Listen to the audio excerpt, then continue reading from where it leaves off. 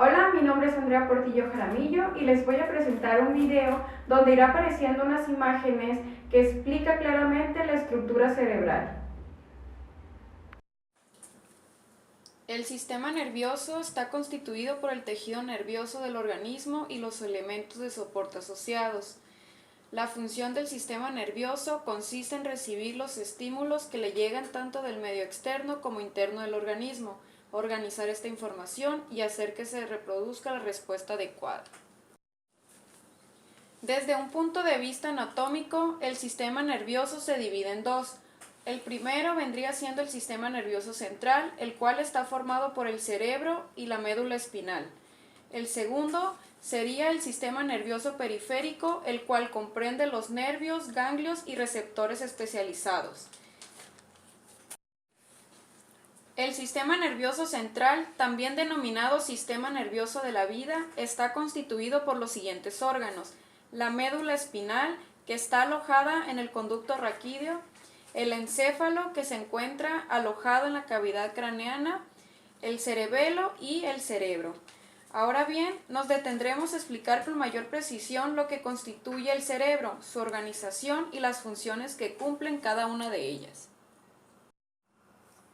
El cerebro humano es la más compleja de todas las estructuras vivas, pues procesa información sensorial a la vez que coordina y mantiene las funciones vitales del organismo.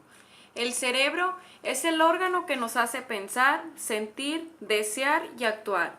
Es el asiento de múltiples y diferentes acciones, tanto conscientes como no conscientes, que nos permite responder a un mundo en continuo cambio y que demanda respuestas rápidas y precisas. El cerebro es una masa gelatinosa que pesa aproximadamente 1.4 kilogramos dependiendo del peso corporal y el sexo de cada persona. Junto con la médula espinal, el cerebro humano es parte del sistema nervioso central. El cerebro tiene miles de millones de células nerviosas llamadas neuronas. Las neuronas son los ladrillos con los que está construido el cerebro y su función es recibir, procesar y transmitir información mediante la emisión de impulsos bioeléctricos a cientos de otras neuronas a través de contactos sinápticos. Esta red de neuronas se organiza en la corteza cerebral a nivel microscópico, en varias capas, cada una con unas entradas y salidas diferentes, conectando con partes específicas del sistema nervioso. Por otro lado, el cerebro tiene dos hemisferios, unidos por varios puentes. El mayor es el cuerpo calloso con millones de fibras nerviosas que comunican ambos lados, pero los dos hemisferios cerebrales no hacen lo mismo. En los seres humanos se reconoce una lateralización de funciones. Podría decirse que cada hemisferio, en cierto sentido, percibe su propia realidad, o quizás deberíamos decir que percibe la realidad a su manera. Cada mitad tiene su propia manera de percibir la realidad externa. Incluso podríamos aventurarnos a decir que poseen su propia personalidad, siendo ambas mitades complementarias una de la otra. El hemisferio izquierdo procesa la información analítica y secuencialmente, paso a paso, de forma lógica y lineal. Analiza, abstrae, cuenta, mide el tiempo, planea procedimientos paso a paso, verbaliza, piensa en palabras y números, es decir, contiene la capacidad para las matemáticas, para leer y escribir, absorbe rápidamente los detalles, hechos y reglas. Por otro lado, el hemisferio derecho parece especializado en la percepción global, sintetizando la información que le llega. Gracias al hemisferio derecho entendemos las metáforas, soñamos, creamos nuevas combinaciones de ideas, es intuitivo en vez de lógico, piensa en imágenes, símbolos y sentimientos, tiene capacidad imaginativa, fantástica, espacial y perceptiva.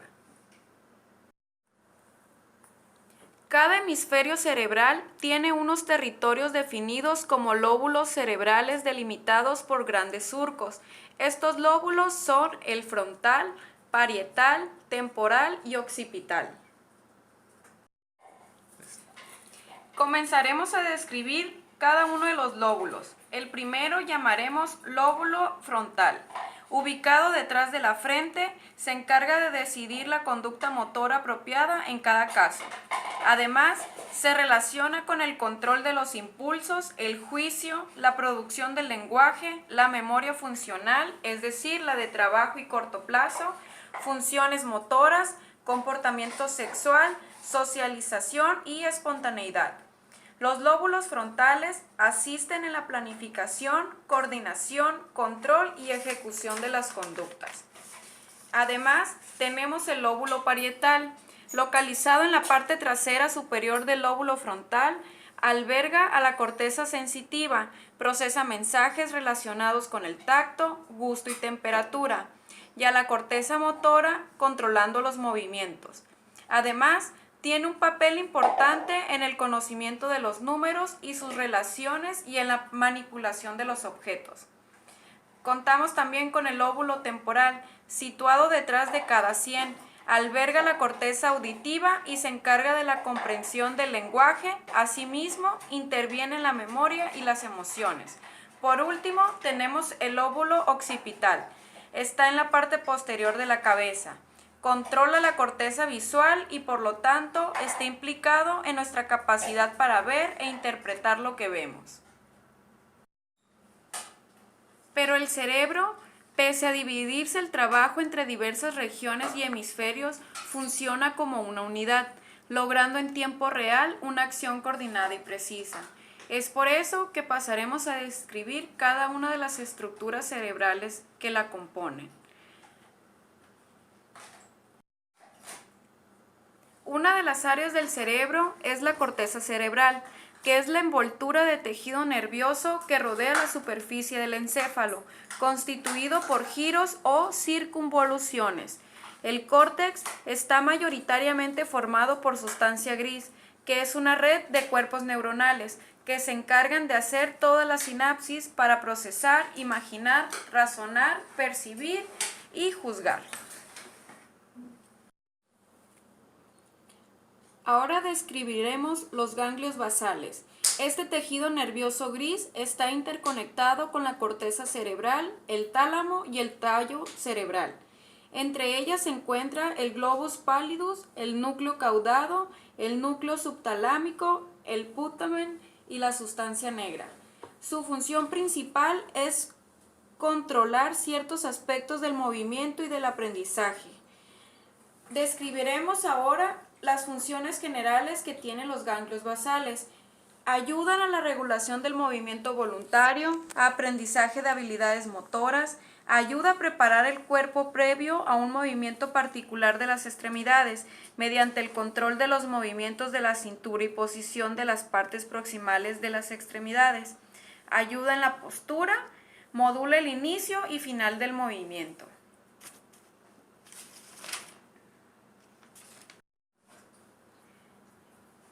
Ahora pasaremos a describir el sistema límbico, que es un conjunto de estructuras cerebrales que están relacionadas con el procesamiento y regularización de los procesos emocionales. Además, es un importante elemento para conectar el sistema endocrino y el sistema nervioso autónomo. También está relacionado con la percepción de olores y con la respuesta sexual. El sistema límbico está compuesto por diferentes áreas. Una de ellas es la amígdala, que juega un papel importante en el almacenamiento y procesamiento de emociones. Además, está involucrada en la consolidación de la memoria. Otra área es el hipotálamo, que es una glándula endocrina que responde a funciones muy importantes como la regularización del sueño, el hambre, la sed, además de mecanismo regulador en los procesos fisiológicos del organismo. Otra área es el hipocampo, las cuales sus funciones principales son el aprendizaje y la memoria, específicamente para convertir la memoria a corto plazo en la memoria a largo plazo.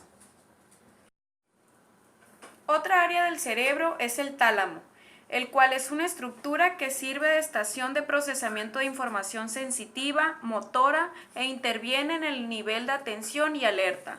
Sin el tálamo, la corteza sería inútil, ya que la corteza envía información al tálamo y éste le transmite a otras áreas del cerebro y la médula espinal, y los estímulos dirigidos a la corteza cerebral son filtrados por el mismo tálamo. Ahora pasaremos a describir el tronco del encéfalo, el cual forma una vía de comunicación entre la médula espinal y el resto del encéfalo. Es una vía, además, por la que los hemisferios cerebrales se comunican con el cerebelo. Todas las funciones vitales para la vida se originan en el tronco del encéfalo, incluyendo presión sanguínea, respiración y latido del corazón. Es asiento de importantes funciones vegetativas que, mediante automatismos bien conservados en el curso evolutivo, consiguen reajustar nuestro organismo a las diferentes situaciones. Estos automatismos nos permiten seguir respirando mientras dormimos o despertarnos preparándonos para la acción cuando un ruido intenso e inesperado rompe el descanso nocturno. El tronco del encéfalo está constituido por el mesencéfalo, el puente y el bulbo raquídeo. El bulbo raquídeo interviene en el establecimiento y control de las siguientes funciones: respiración, control cardiovascular, deglución, náusea y vómito. Envía impulsos supresores al sistema de despertamiento. Controla el equilibrio y la movilidad extraocular refleja y control de la micción.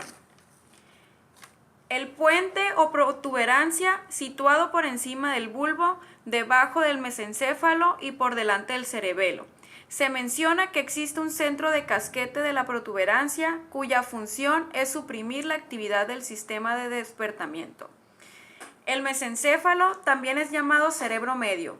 Sus funciones son control de las reacciones posturales, control de las reacciones del enderezamiento, centro de los reflejos ópticos, centro de reflejos acústicos, interviene en el control de la secreción de la hormona relacionada con la micción y a su nivel se integra el reflejo de la masticación. Ahora pasaremos a la última área del cerebro, el cual ocupa su posición por detrás y debajo del cerebro. Su principal función es integrar vías sensitivas y vías motoras, controlando nuestro movimiento y equilibrio, permitiendo que los humanos se muevan correctamente. De esta manera, damos por terminado la explicación de la organización cerebral humana.